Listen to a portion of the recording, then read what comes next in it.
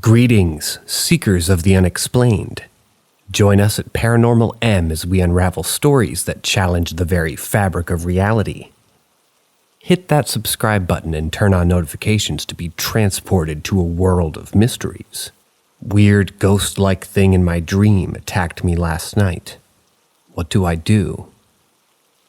Not safe for work / trigger warning. You've been warned. This has only been happening for a few days, but it's never been bad like this. It started out as just this lady with pink hair, pure white skin, and a yellow shirt. She would just appear in the corner for a few seconds, then disappear for like half a second, then jump scare me. She never did anything else, and it only happened once per dream. Until last night, that is. She appeared the first time. I was actually able to talk to her this time. I asked her if she was trying to scare me, and she nodded, then jump scared me. After that, I saw her out of the corner of my eye. She didn't do anything, I guess, but I didn't fully look at her. Then the final time that I saw her in the dream is when I get attacked. So this part of the dream had actually happened in my room. I look over and she's hiding in a pile of clothes. Then she disappears and this weird thing appears and runs towards me. It looked like it was 10 years old. It had gray skin, black eyes, no hair. Everything in its mouth was black. It also looked strangely like my sister. Burn. And it was trying to bite my hand. So after that, I wake up and the palm of my hand actually hurt. It actually scared me this time. My friend says that his mom had similar experiences, and she prayed, then it stopped. The same friend thinks that I might need a priest. My grandma thinks that it could be from stress and that I might need a psychiatrist. But I don't know how to explain why I woke up with my hand hurting.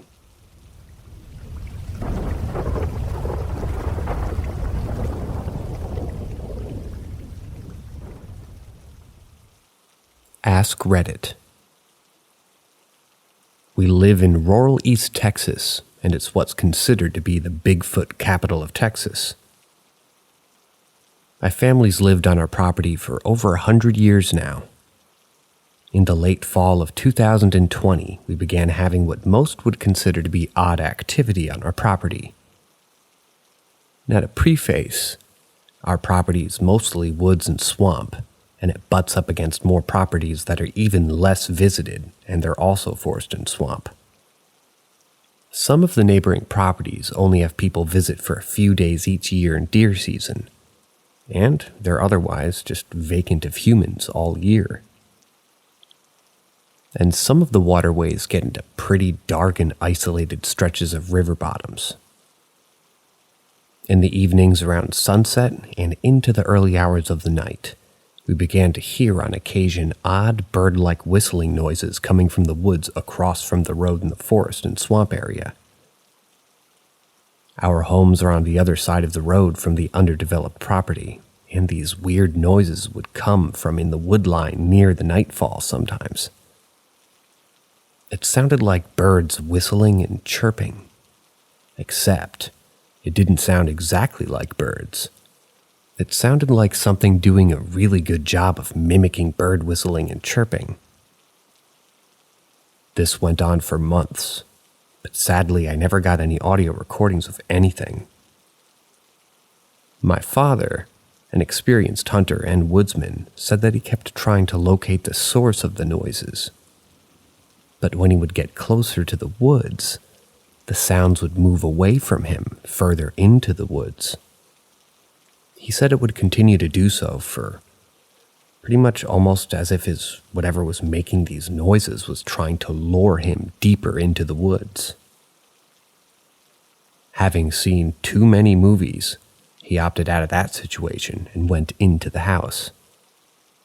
This all climaxed in January of 2021, when I went out of the vehicle and I was just trying to get something from out of the back of the vehicle And suddenly, from not far into the woodline, I heard the most chilling noise I've ever heard in my life. As I was retrieving my bag, a loud animal-type roar erupted from the woodline near the gate. This gate accesses our property, which is located just opposite of the road of my driveway. I've spent my entire life studying and working with animals, namely exotics. And the best I can compare the sound to was a large male silverback gorilla roaring.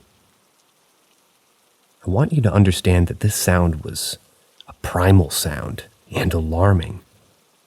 I actually mildly pissed myself reflexing. I searched for days on YouTube, and the closest sound I could find was a video of a male gorilla at a zoo suddenly roaring to intimidate some onlookers. And it gets weirder from here still.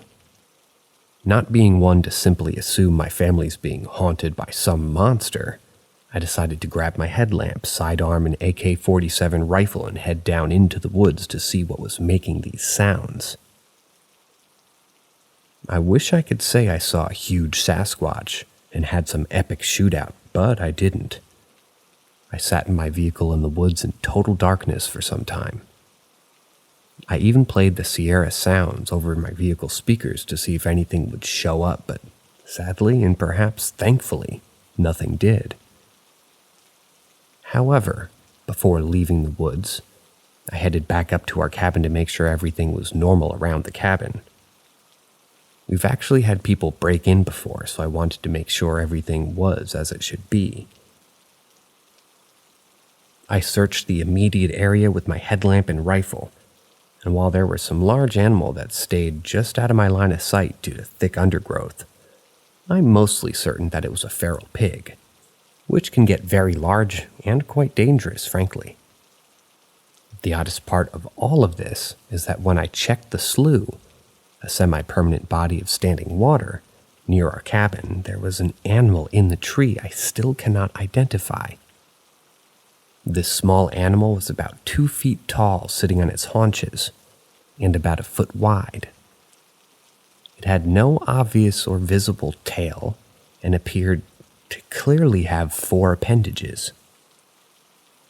It was invisibly some sort of mammal, but since the water was higher than normal due to the wet winter, I couldn't get a better angle or get close to it without wading out into the icy water. This animal had silver-colored fur with texture rather similar to that of a chinchilla.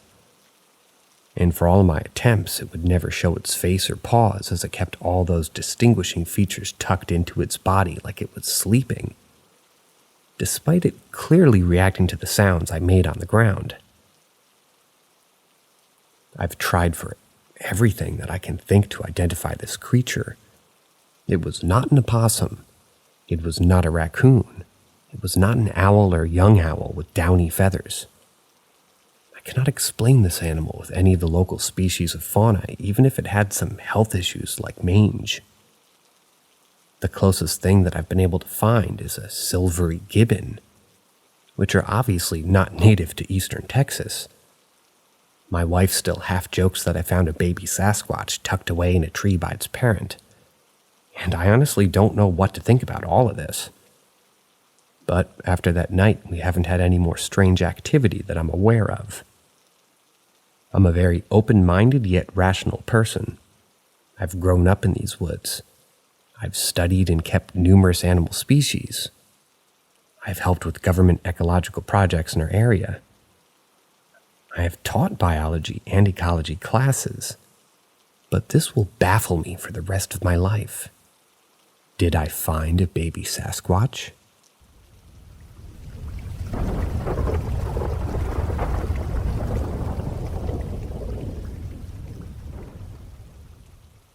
Seance. Around age 16 to 19, I was watching my youngest sibling, just doing homework. 12 years younger than myself, but very bright, so we'd print out advanced homework for her. Probably closer to 18 or 19, I suppose, given her cognitive ability at the time. My middle sibling, Jade, was out with a friend at a sleepover, and my mom and stepdad were out working. Now, keep in mind, it wasn't uncommon for us to be watching things like Ghost Hunters or other paranormal shows. But often when we did, the doors in the halls would slam or lights would turn off and on. I avoided those shows for that very reason back then, because I used to be uncomfortable with the houses that we'd pick. While I was in the upstairs front room with my youngest sibling, home alone, watching TV on the couch, she's sitting on the floor doing homework on the coffee table. Randomly, the lights flicker in our 1940s house, while the TV remains stable, and I hear, "Where's Jade?" I'm freaked out, but I stone-face it, with my heart beating 1,000,000 miles a minute. I was thinking, that can't be good. Is she okay? If it's asking her about what she means, maybe she got into an accident? Am I the only one that heard that? After a little bit, though, my youngest sibling turned around from homework and asked me, "Where's Jade?" Like this has to be something from a horror movie or something. If I hadn't lived this stuff myself, I don't know if I'd ever believe that this could even happen.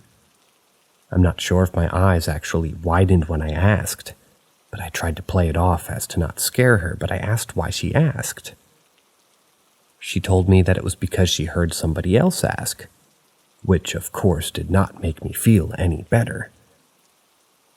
But it did make me more concerned, so I called out middle sister, 3 years younger than myself, Jade. She didn't answer, and I didn't know if she was ignoring me or couldn't answer for me. But I knew that she'd answer for our mom, so I called our mom and asked what Jade was doing. She told me she was sleeping over at a friend's. I told her that the lights flickered and we both just heard, "Where's Jade?"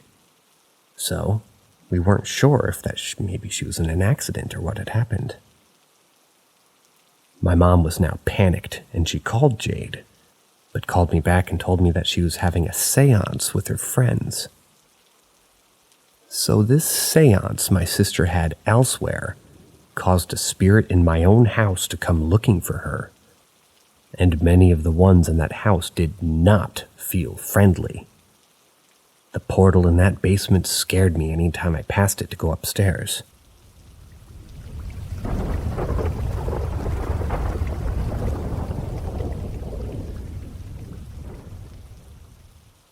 Gumpy.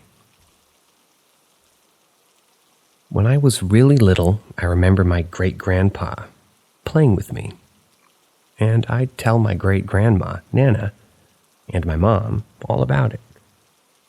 I didn't grow up with my dad around, and I never really kept in touch with my Nana's ex-husband, but I remember my great-grandpa very well. My family would often just listen to my stories about him, and I recall his funeral even. And I even recalled the fact that he had an open casket funeral. I remember my Nana taking me to the funeral, getting out of the car, and when we got there, no one listening to me when I was trying to talk. I remember that memory of my family before any other memory of any other people living in my family. When I was probably 6, my Nana took me, and I think either one of my uncles or third cousins' houses. And I saw a lot of really good sketches of my great-grandpa. Some of them were sketches of very similar drawings. One of my great-grandma kept up all the time in her house. She asked me if I knew who it was, and I called him Gumpy. My Nana was shocked. That was not a name anyone had called him in a long time, and he had passed years ago. I knew he passed a long time ago, and I'd heard bits and pieces about that, but it's not something people really discussed much in the family. Just that he passed from a heart attack in another country on a mission. The story still gets weirder. When I was younger, my Nana and Mom got T-boned by a big truck of some type. I've heard different stories of what kind of truck from my aunt, Mom, and Nana. They can all only agree that it was a giant truck, and the other part of the story, They said it was maybe 2 and that I had a sunshade in my window. Other people had scratches and broken bones, but it looked like somebody had picked me up and sat me down on top of the broken glass, then set the sunshade on top of me. The paramedics were confused how I had not one scratch on me and how I had glass directly underneath me. My mom and Nana both saw a figure dressed in white across the street on the corner walking away that looked exactly like my great-grandpa. They asked the other driver if they saw a man in the white across the street, and he didn't see anyone, he claimed. It continues. When I was maybe 9, my mom used to ask me how I'd color perfectly within the lines, a skill I no longer have today. I used to tell her that Gumpy and Joey, my cousin who passed when I was maybe a toddler, they helped me. When I was about 15, we visited my grandpa's grave again, and I noticed something. The year of his death on his grave was years before I was born. I thought about that for a while. One night at my grandma's, I asked her, my Nana and my mom, why they never questioned my stories about Grandpa if he died years before I was born. They referenced the night when I saw the sketches and I called him Gumpy. I didn't understand. They told me that no one calls him Gumpy anymore. Only kids called him Gumpy when they were kids years before I was born, and it's one of the things that nobody talks about anymore. So it's not something I could have just picked up. So when I called him by that name, they just simply had to believe me.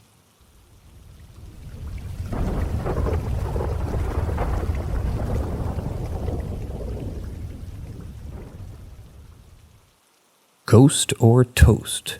What do you think? This one is a weird one. I'm still not sure what to make of it. It seems everybody has different thoughts on it. Some of my friends that were there didn't believe me at all at first, but it freaked me out when they told me their side. This takes place on a hike around Arlington, Washington in 2022 with a big group of friends. And I'll explain a few different theories at the end, including ghosts, of course. Of course, no signal in the area. We all went to the same high school, and all except the youngest brother, and obviously the kids, are in our 30s. It was myself, 3 brothers, youngest to oldest, B, J2, and Z, a married couple, J1 and S, and their 2 little girls, one being a baby. They were also smart and bought a little red baby carrier. I also explicitly recalled the shirt S was wearing because while they got the kids ready at the cars, I commented on it because I liked it and we talked about it. And I paid a little bit more attention to what people were wearing that day than I would otherwise. By the time we got to the area, I already had a coffee and also bought 2 giant water bottles. On top of the long drive, but there were no bathrooms, obviously, so I had to hold it. Thankfully, it was only supposed to be a quick 2 miles in and out of sort of a trail, and it was supposed to be pretty easy according to the app that I used. I hiked solo regularly. Once everyone arrived, we all started heading down the trail, which started pretty easy. But then we quickly started to regret our decision. The app was definitely not accurate about this trail. It was pretty steep going downhill and zigzagged quite a bit. Later, it evened out again, just for a while, and then it went really steep and made us jump over some rocks in a small stream, I think. It certainly was a challenge for my friend's kid and my very full bladder as we exceeded 2.5 miles. And following that, there was also a giant fallen tree, which I really didn't look forward to climbing over between my bladder and nausea, probably in part from also chugging so much water on the hike. I decided this was it for me. After scaling the tree, I didn't want to go any further at that point, so I let them go ahead without me. There was a big discussion. I was leaning against the fallen tree with all of them looking at me, and they knew when I go on my hikes I like to sit by rivers or waterfall for a while and just in the middle of my hike, sort of a thing. B, Z, and S all found a very steep way down to the flowing river beneath us and told me that I could go down there. I declined and told them that I'd just hang out by this tree and wait for them. They asked if I was sure, and I told them yes. J1 and S, especially J1, probably since I'd known him the longest, were trying to make sure that I wouldn't leave to go back to the cars alone. I reassured them that I'd stay there and I'd wait for them to get back. I have no reason to leave without them. Shortly after they left, I had a few moments where I felt like I could try to make it down, so I did try to go down to the river. As challenging as it was, since my hiking boots provided no ankle support, I succeeded and found a rock to sit on and watch the water rush past me. After a few minutes or so, I suddenly heard my name being yelled from a distance to my right. So I looked over and saw everybody waving a bit above, and probably another, maybe quarter mile, half a mile away. I waved back at them, but I was enjoying my time at the river. Normally I have a really loud metal music sort of a thing blasting on my hikes, and then I take out my earbuds at the river or the stream when I'm secluded in a small area away from others to hear the water, birds, squirrels, or just nature in general. It makes it more refreshing to me, but it was still good. When I looked back, I saw everyone was gone, so I was now on guard, making sure I didn't miss them at the top of the hill from the river. After about half a minute, I decided, putting my backpack on and realizing how steep it was having to go to the bathroom, maybe I should probably start heading up at least, so they're not waiting on me. I could see it in my head already. They'd be sitting there telling me to hurry up while I'll be trying not to pee all over myself and climbing back up, especially as clumsy and uncoordinated as I am. Why didn't you just pee outside? But I then heard people walking, so I hurried to I guess, a clearing of trees. That's where I tried to climb back up, and I caught just a glimpse of a few people. One was a girl with hair and the same color shirt as S, and another guy that looked like B, and another guy that looked like J1. But I was at the bottom of the river and they didn't even stop. None of them. I didn't see J2, Z, or S. And J1's oldest kid, but none of them stopped or anything. I was really confused because they told me to wait and not go back to the cars. But I figured maybe they saw me or something and knew I'd just catch up. I started scrambling to get to the top of the little hill back to the trail. No one was there. I jumped back over the fallen tree to head back and ran back down the hill over the rocks and stream, and as I ran as fast and as far as I could, but then I just stopped because I had a feeling that something was just feeling weird. I stopped for probably 5 minutes in this really open area that was surrounded by, straw.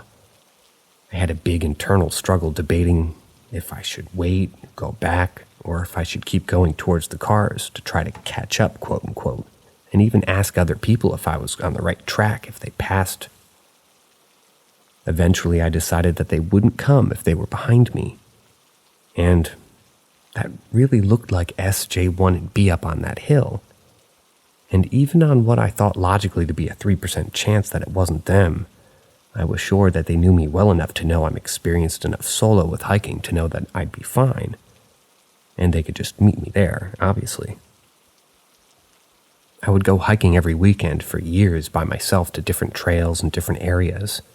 And my family used to go when I was young, too. Plus, my bladder was going to burst at any moment, so the sooner I could make more progress, the better.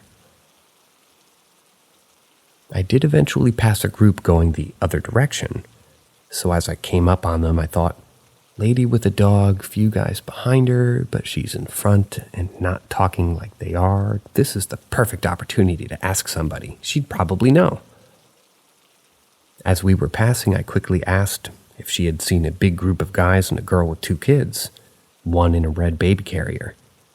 She told me, yeah, they're right ahead. You're hot on their trail. I thought to myself that was perfect. I was right. It was them that passed me on the trail. I tried using every burst of energy I could whenever I didn't have that immediate urge to squat over a bush to pee. Eventually, I neared the end of the trail where it zigzagged probably at least 5 times. And they weren't short either. I made it around the corner before I heard someone yelling my name from behind, but I had to stop because my bladder was going to burst at any moment. I turned around and saw the youngest brother, Z, running up from me. I looked at him in confusion and asked him why he was back there. He was confused. What was I talking about? I asked if everybody else was at the cars, and he told me everybody else was out looking for me. Everybody was behind. I was thoroughly confused now. If everybody's behind, who did I see at the top of the trail? Who did the lady see? This trail is definitely not child or dog friendly with trees like that, especially small dogs like that one she had. I told Z the lady with the dog and the group of guys said that they were all right ahead and I was hot on their trail. He said, "What lady with a dog?" They didn't pass anybody on the way back, and I didn't see them returning either. They didn't fork off anywhere either. They couldn't have gone anywhere else. He ran back to the group and I had to press on ahead with any moment I couldn't spare otherwise. I'd never make it back to the cars because I had to go like now, and the steep hills were making it harder to hold it, and hold my balance too. It had been hours at this point. Everybody else caught up and asked about what happened, and I told them I thought that they already went ahead and they thought I was making it all up. When we eventually got back to the cars, we decided that it was well past lunch and we were all getting hungry, and we had a long drive home. J1 and S also had a these acronym names jump me up. J1 and S also had a much longer drive home. J2 lived pretty close. B, Z, and I all lived near the high school that we all went to, so we still lived between everyone. But we decided to go get food. At the restaurant, I explained in detail what happened, and the more everyone denied having seen any of the people I'd mentioned passing them, the weirder it was. They told me they stayed and looked around everywhere for me. They looked for any traces of my hair or bag, thinking that I may have fallen into the river. How was it possible 5 other adults didn't have any of these sightings of these people that I saw? I described everything I could recall about the lady and her dog, and the little I recalled of the guys behind her. I've heard multiple theories. One of them told me that I was just making it up. One person told me, and I thought it could have been maybe, a very long and weird hallucination. I've been told that it could have been ghosts. And one friend I've known for years told me that because I'm chaos, quote unquote, he's not the only one to tell me that I'm chaos, and just everything around me is always just chaos by no fault of my own. Even my partner feels that way. He told me that he's been trying to do research on missing 411. I hadn't heard of this, but abductions of people that seemingly disappear usually in the middle of nowhere. And he thought I saw people that weren't people, but due to the fact that I basically exude chaos, I was lucky and escaped.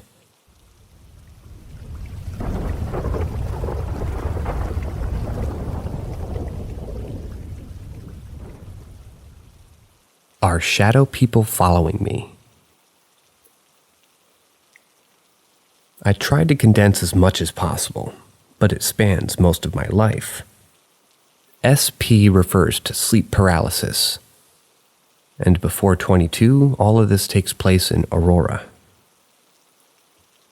I have SP undiagnosed, but one of the first memories I have is waking up in my bed, probably about age 10-ish, and not being able to move but seeing a very tall, gray being resembling what most people would call an alien, hiding in the corner of my room. I remember not feeling scared, but more startled that something was in my space. About 4 years later, we moved to this very old Victorian house, one of the first built in the city. Sometimes in the summer, I would play video games in the basement to escape the heat, and right above where my TV would sit, there was a hole in the wall leading to the crawl space underneath the house that was pitch black and very ominous. While down there one day, I went into a sort of trance. And when I came to, I was still sitting there, where I was, but staring blankly into the dark hole for an unknown amount of time. The house was so old that it had 2 sets of stairs, one for the people living there and the other for the servants. One day I was headed down the servants' stairs, staring at my feet and looking up to see a girl at the end of the stairs in a white gown with black hair in her face. Almost exactly like that look of the girl in The Ring. Another time I was home alone and I heard something upstairs run from one room to the other, and it was so loud that my dog stood up and looked at me. I did go upstairs to check every room, but as usual I found nothing. No issues for years that I remember. And then fast forward to about age 22. SP is worse than ever, and at this point I cannot sleep without having the feeling that something's watching me. It's interesting to note that when I would go somewhere very far, like being deployed to other countries, I would be okay for about a month, and it would start again almost like it took a while to travel and find me. Then I started seeing things while not having been asleep. At one point, I can't remember if I'd fallen asleep or if I was in the process, but I looked up and saw the same girl as before from the Victorian house on my ceiling right above my bed. I jumped up and turned on the light and it was gone. After that incident, I never slept without a light on ever again, and it didn't really help. At the beginning of 2021, 27 at the time, I would try to fight my body to try to get it to move during SP more and more. After fighting it so much, I would start waking up without being able to move, but also hear loud ringing in my ears and feeling extra dizzy, almost like being hit by a stun grenade. I also started hearing noises of something being moved or manipulated, like someone touching or moving things. Some things would fall randomly, but not very often. I also bought a townhome, and I always heard loud walking and scratching in my upstairs crawl space while completely awake. My girlfriend also hears it and refuses to sleep upstairs when it happens. I went to check when she begged me to go look in the middle of the night, and there was nothing there. Not even a place an animal could get into. I also had an incident where my girlfriend was crying downstairs in the dark while visiting me. Her dog ran away back home, and she looked up to see what appeared to be me standing there by the stairs, shrouded in darkness. Not being able to see the front of the form due to the dark, she called out thinking it was me. There was no response, and when she wiped her tears and looked back, it was gone.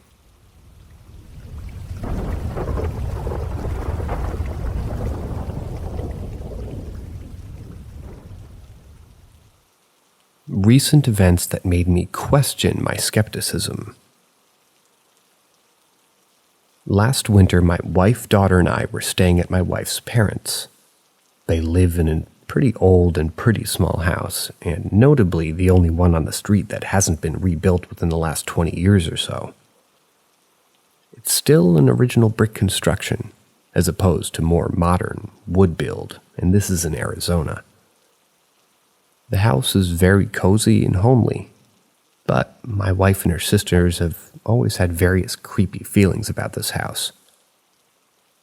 I believe they meant homey, not homely. MIL is also very religious and superstitious and has a few ghost stories about the house. I've always loved ghost stories, but never been able to believe a word of them. I like that spooky feeling of but what if it is true? But I can only hold on to it for a moment, and I've never been able to convince myself that the paranormal is real in any physical sense. Anyway, on to the story. I work fully remote, and I'd rented a local co-working space for our stay in Arizona. The main office is on the East Coast, so I was routinely up at 6:30 a.m. to get to the office space in time for their 9 a.m. calls. One morning, the co-working space was randomly closed. A leak in the building or something. No big deal. I just drive back to the house and set up in the kitchen table. During my morning Zoom call, I hear my mother-in-law leave the room to head to the bathroom, and she gives me a cheery good morning. Can't exactly remember why, but I just ignored her. I think it was a combination of being tired, coffee not kicked in yet, and also trying to concentrate on the call. Also, she has a habit of not understanding what a Zoom call even is, and will just strike up a conversation when you're mid-meeting, and I wanted to avoid that too. Don't blame you. I waited to hear the bathroom door close or the TV turn on or something, but didn't hear any of the follow-up. I suddenly got this disgusting feeling of being watched, presumably because I'd heard the good morning but no follow-up on the movement of my mother-in-law who said it.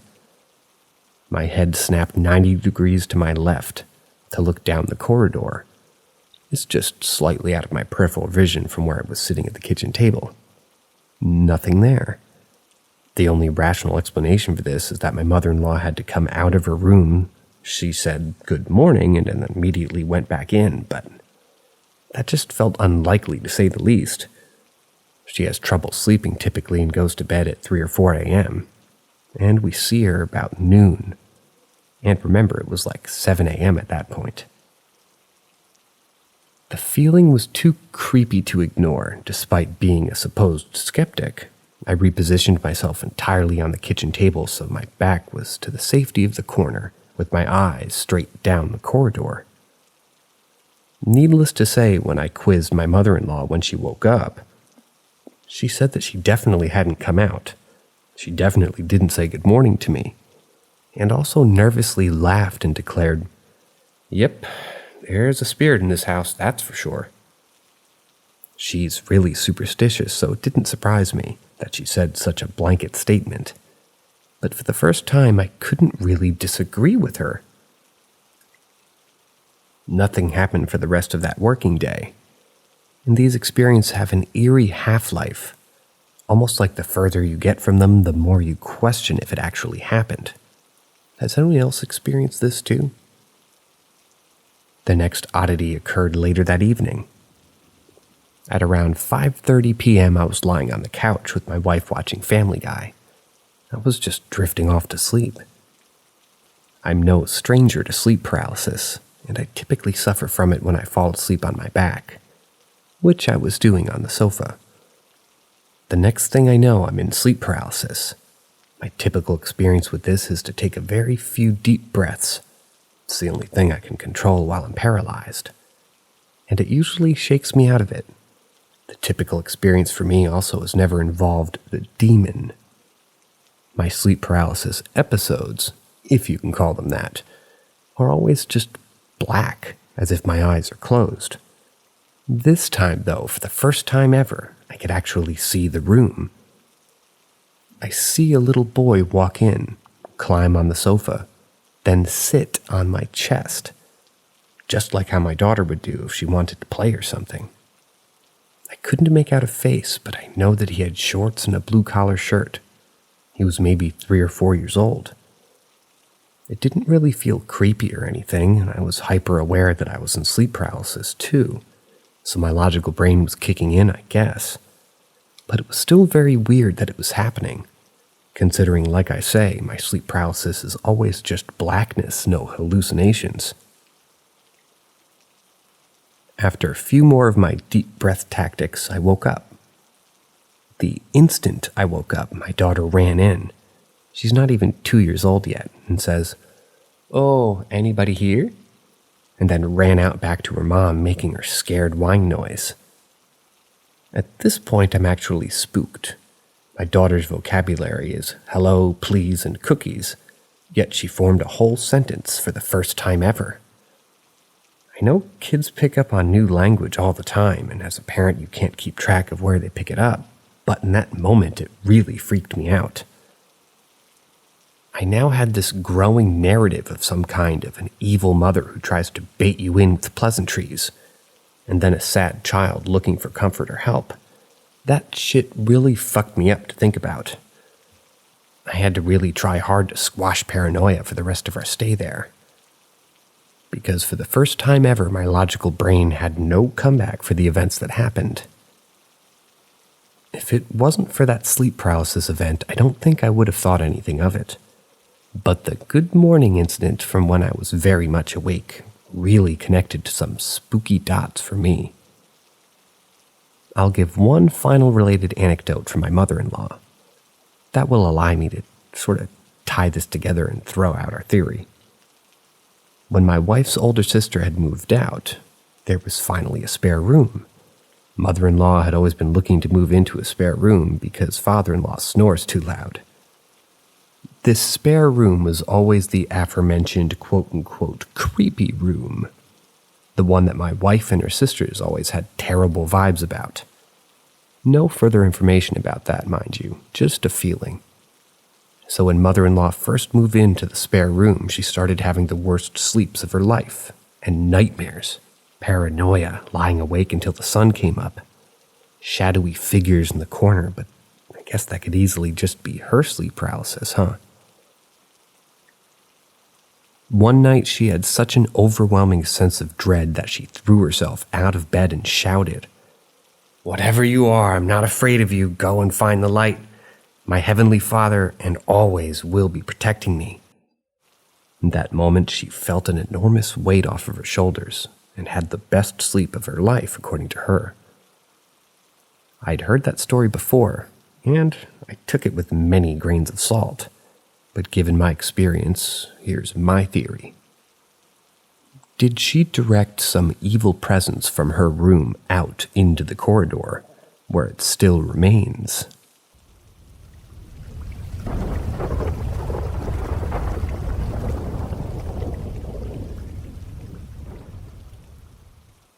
The Mimic. A little background info. 2 years ago, me and my family moved across states. We moved into my current home. We always have a lot of people at our house, and my family is usually outside on the porch. Some family was supposed to be flying back to the state that we moved from that day. I was getting home from school last year, and I was walking through the door. My mom was walking past into her room, and I called out to her. She didn't answer me, so I brushed it off, because she was probably just having her selective hearing. My dad was outside smoking, so I went outside and gave him a kiss and a hug to let him know that I got home. I sat down and told him that I saw my mother walking into her room and joked that she'd ignored me. My dad gave me a confused look and told me that she was at the airport dropping people off. I thought that he was joking with me and laughed, saying that she probably forgot something and was just getting it. I pulled up my phone to look at her location to, prove she was here, and it said she was 45 minutes away at the airport. My dad looked at me weird and said, "I told you so." But the thing with my mom it's that she's kind of short. My sisters and I are all a couple inches taller than her. She also dyes her hair like an orange color. One of my sisters has black hair and the other one has a dirty blonde. No one really looks like her. What's really the kicker to this story is that a week ago or something, we were all talking out loud about ghost experiences in like a group of me, my dad, and my mom. I retold my story and my dad got this look on his face. He does that face when he doesn't want to say something scary. I pressed him on it, and turns out something similar happened to him. My dad's from Morocco, and his mom visits from time to time in the States. One time when she was supposed to be in Morocco, he saw her walking up the steps to go upstairs. He was home alone, like me and my sisters were at school and work, and my mom was at my aunt's house. He chills on the couch a lot, and from sitting where he usually does, you can see the top portion of the stairs in our house. He, being the man he is, walked up the steps after he saw, and she just disappeared upstairs. He gets upstairs and see her walk into the room that she would have used to live in when she'd lived with us. My dad walked into the room, and obviously no one was in there. So apparently we have an entity that likes to mimic mothers. Oh, and I saw my mother completely solid. It looked like my mother even down to wearing what she wore that morning.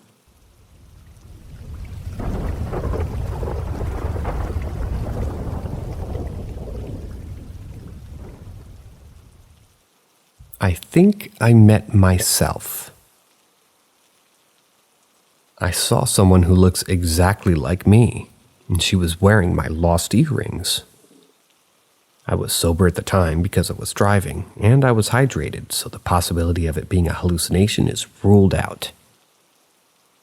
I was at the mall a little over a month ago, and I went to this one store because it was having a huge sale, and my mom said that store, or I guess she just seems to like that store, so we went in. It wasn't too crowded at the time, but there was a decent amount of people there. On our way to the checkout, my mom gets in line and tells me to see if there's any remaining things that I want. So after surveying all the other items, I grab 2 candles and I turn around, and I'm almost face to face with someone who looks exactly like me, but younger. When I was younger, I'm talking like 13, 14, and I'm a senior now, so not too long ago. I had curly hair with blonde highlights, natural, and used to dress a lot differently. She had the exact same hair I had before, and this was before I dyed it. I first dyed it around 8th grade, curl pattern and all. 3 piercings on each ear, just like I have, and this same pair of distressed jeans I wore religiously. What really made me freak out was the earrings. I lost a pair of earrings that my mom gave me. They were her birthstone, and she was wearing them. She was fucking wearing them. Earrings I thought I would never see again, right in front of my eyes on someone who looks just like me. I don't even remember the rest of the day. I was pinching myself on the way out. I've been thinking about it this whole summer. I have a photographic memory, so I remember seeing the exact same birthmarks I have on my face, exactly the same as hers. I heard that it wasn't a great idea to make eye contact with the presumed doppelganger, so I just noped the fuck out of there. I'm not sure if I met my doppelganger or if it was possibly a younger version of myself. All I know is that I have this gut-wrenching feeling that I'm going to see her again. Does anyone know what this means?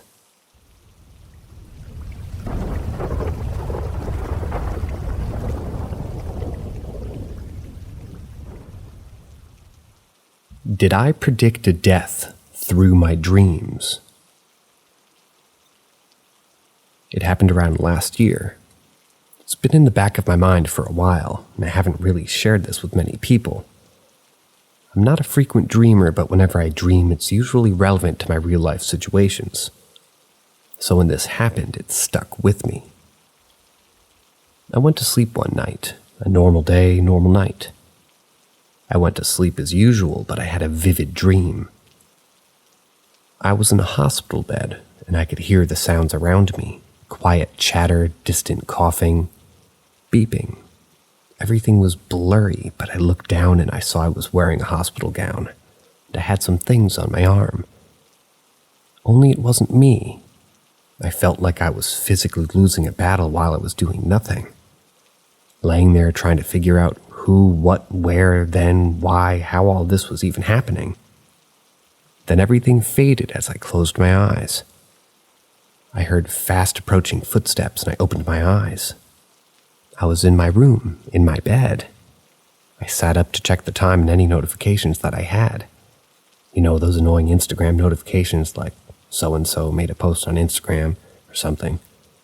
I had received one of those since I was pretty dormant in my account there at the time. And I clicked on it accidentally. I say accidentally because of what happens next. A post of people sending their regards to someone who had passed away of a fatal illness. I'm not saying who, just out of privacy and respect, but I felt like I experienced his passing with them. I was acquainted with this individual, and I had a very good impression of them, but never knew them quite well. But I feel their presence, oddly enough. I'm just wondering, why me? Why me if I didn't really have a strong connection with this individual?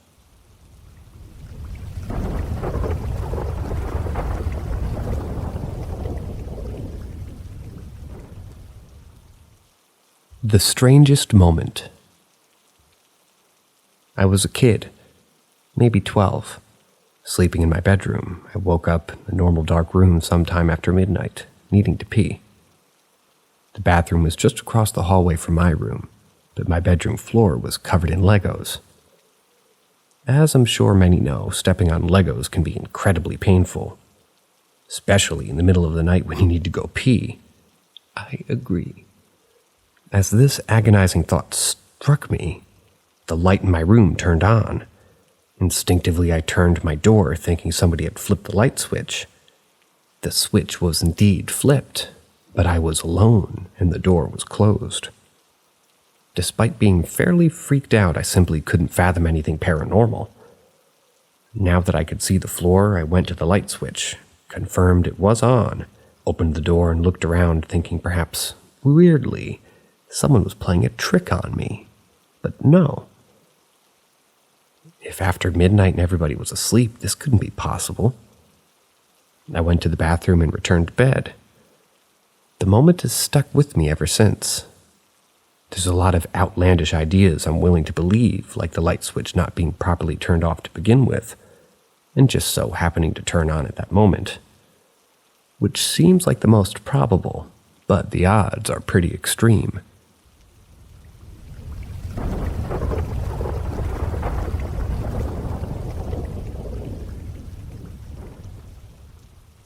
I promised my 13-year-old self I'd kill myself at 16.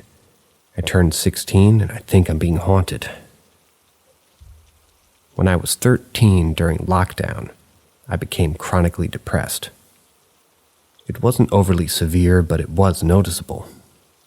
I'd never had a real goal in life, and my relationships were abusive and manipulative.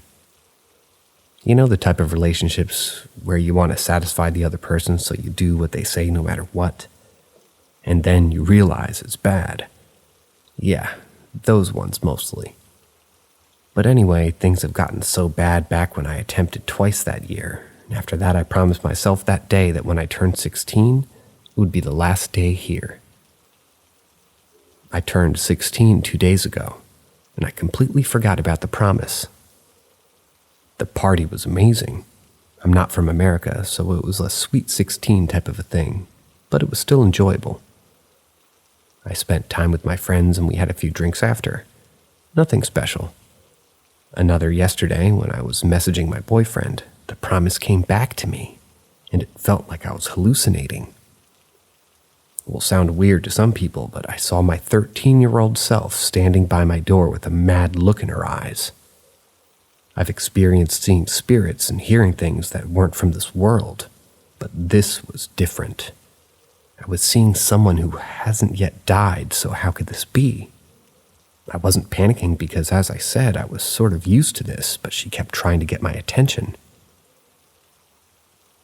She stayed on my bed, and as I kept ignoring her, she grabbed my wrist and started digging her fingers into my wrist. I still showed no sign of fear. I knew I could control her because, well, she was me, right? Usually when I see a spirit and I'm busy and just not in the mood to keep them company, I tell them in my head, please leave me alone, and it usually works. I've done it many times, although she refused. I tried telling her to leave, but my thoughts kept getting changed. Leave clearly wasn't a part of her vocabulary.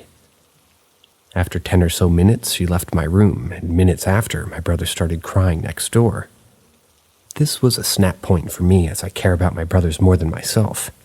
I rushed to my brother's room and calmed him down. Then after that, she left.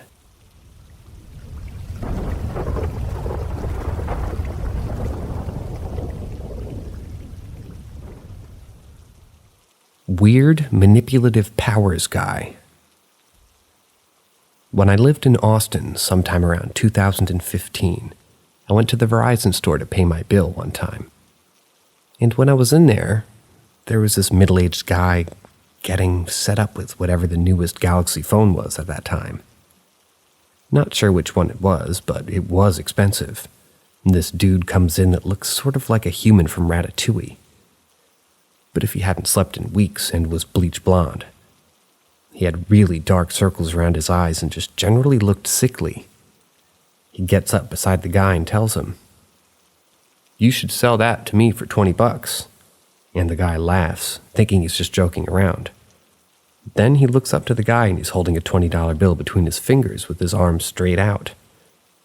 The second the creepy dude locks eyes with him, the middle-aged guy starts to slowly hand the dude his new phone, but his arm is shaking and it looks like he's trying so hard to not do it. Like he's fighting his own body to prevent himself from doing it, but failing while locking eyes with this guy with a horrified look on his face the whole time.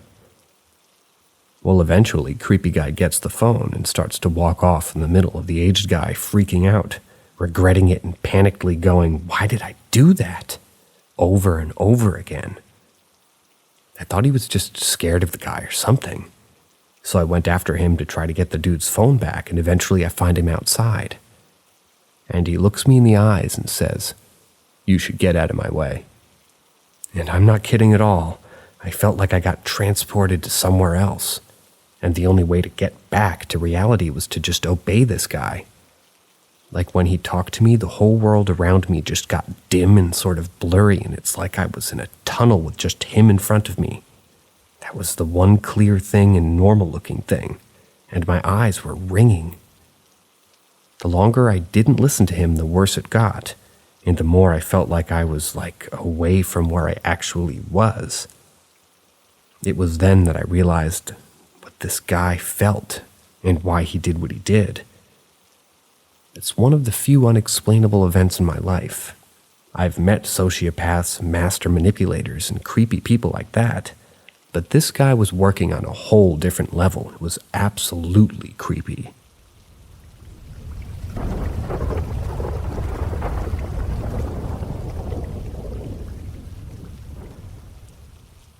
Vampire Woman. When I was a boy around 6 or 7, I lived with my parents and my younger brothers in this one-bedroom apartment in Pasadena, California. My brothers and I had the bedroom, and my parents would sleep on a fold-out couch in the living room. One night, from seemingly out of nowhere, I began having these dreams. A woman would come to my window. I slept on the top bunk bed, and open my screen and turn me over to face her. She never said who she was, but I remember her being in maybe her early 20s. Really blonde, fine hair, and a very pale complexion. She had elongated teeth where the canines would be. I was instantly petrified. She would speak to me and ask me questions. I never answered, but she kept talking to me anyway. She told me to call her the Scary Head. She would eventually leave and would roll over and sleep, and I would just wake up in the morning. I told my parents about my dream, but when you're that young and have an imagination, all kinds of things are sort of just played down to, "Oh, you must have just watched a scary movie," or stuff like that.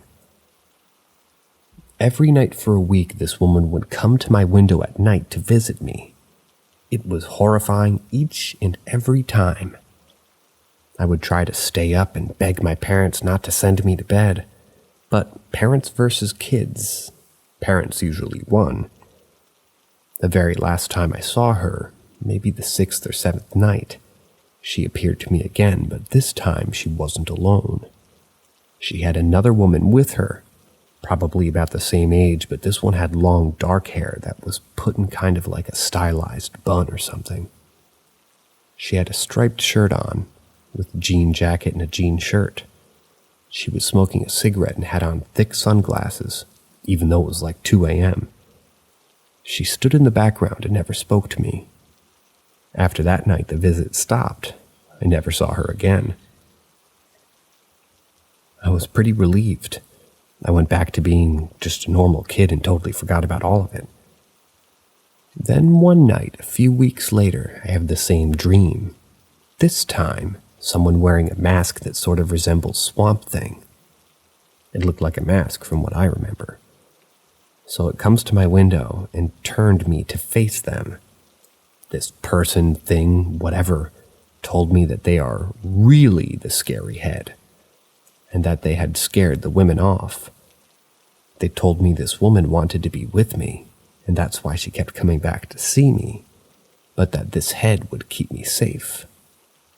Despite the appearance of the face and the mask, I was not afraid and I felt a strange sense of comfort. After that, they left and that was it. I never had another dream with any of them. The following morning, my dad was up early to do some work around the front of the apartment. He found the screen that covers my window pulled off and laid against the side of the building. I don't know what the dreams were really meaning or if they were even dreams at all. If this woman was real, then why was she coming to the window of a 7-year-old boy to terrify him every night for a week? 1 or 2 nights, sure, asshole teenager having a laugh, whatever. But this woman, I'm 35 years old now, and I've never ever forgotten her face. The way her teeth looked, or how pale she was, or how she was totally absent of any color. And with my dad finding the screen, I was never really able to get any answers, but that experience definitely stuck with me.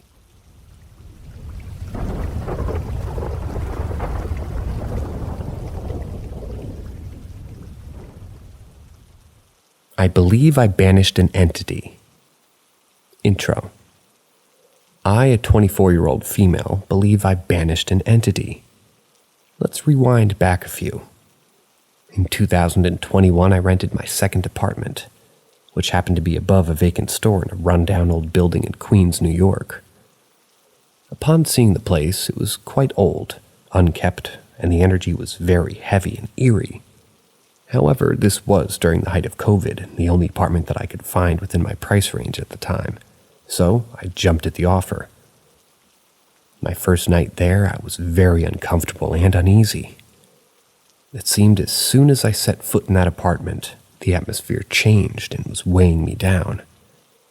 I brushed it off to just being the fact that I was in a new space.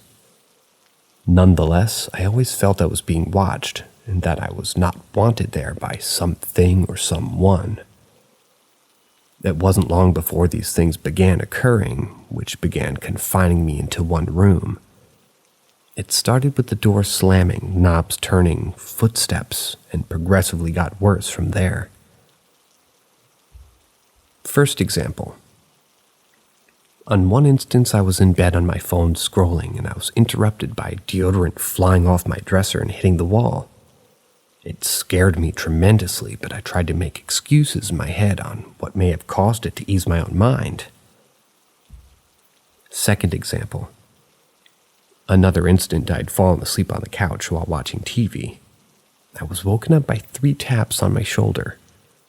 Once again, I convinced myself that my mind was just playing tricks on me. I ended up getting up at that point, being too freaked out to go back to sleep, and I decided to grab a soda. I was mildly irritated that I hadn't put any in the fridge. I opened the can, took a few sips, and sat it by my coffee table. Then proceeded to lay back down on the couch and watch TV. After a while, out of the corner of my eye, I see the can moving and hear as it drags against the table, scooting from one side to the other. I'm terrified at this point and frozen in fear. I try not to acknowledge that I saw it in hopes of not making it a reality. Third example. Another incident I recall is being asleep in bed and suddenly being woken up by my blanket being slowly pulled off of me. At this point, I was sleeping with my TV on, too scared to be in the dark with all this stuff occurring. Anyway, I'm the type of sleeper to have sort of a comforter over my head because it's just soothing. So the feeling that my blanket is no longer over my head made me wake up. But I was paralyzed with fear as I watched my comforter slowly pull down by my feet. Eventually, I jumped up and slept in the living room. Now, I could go on and on about all the weird things that I experienced, but I'd be typing forever and a day. Fourth example and conclusion. However, I was still trying to convince myself all of these incidences I had were just had a simple logical reasoning and explanation for how it happened. Until my best friend came over one day. We laid in bed together on our phones, not saying a word. Our silence was interrupted by a bottle of lotion that was sat on top of my dresser, flying across my room and hitting the wall. We both stared at each other, and we say nothing for a moment. She then proceeds to tell me, "I know you seen that just now. You have a fucking ghost in here." And I informed her that I knew that, but I was in denial about it, until that being that someone else finally witnessed it and experienced what I had been. She then proceeds to tell me that she felt a weird, bad energy the moment that she stepped foot in my apartment, and that gave her confirmation on why she felt that way. Now, after that occurred, I finally realized that what I've been experiencing wasn't in my head, and I was tired of being terrified in my own apartment and needed to do something about it. Context. Before I'd moved into my second apartment, I was helped by some wonderful nuns that assisted me on getting my first apartment when I was homeless. That was after being kicked out. They took me in and showed me their way of being Catholic. They were the kindest, sweetest people pretty much ever, and were the first people to show me how genuine love and support is supposed to feel. Being that I often prayed with them, they gave me travel bottles of holy water as well as one of their rosaries. Confrontation. With my rosary in hand and holy water in the other, I put on a brave face and a strong voice as I made my way through every inch of my apartment, shouting to whatever entity was there that it was not welcome in my home and needed to leave. That I was banishing it from these walls, and whatever force held it here, it was to be uplifted and withdrawn, that it needed to prosper on elsewhere, and I doused my holy water as I spoke. Aftermath. Needless to say, I immediately felt relief after I was done, and surprisingly I had no more issues after that. The energy in my home was lighter, and I had no more encounters. I no longer live there and hope whatever was there has gotten some peace. Who knows if what I did actually worked or if I just scared the entity yelling like a crazy woman throwing water around, so it didn't bother me anymore.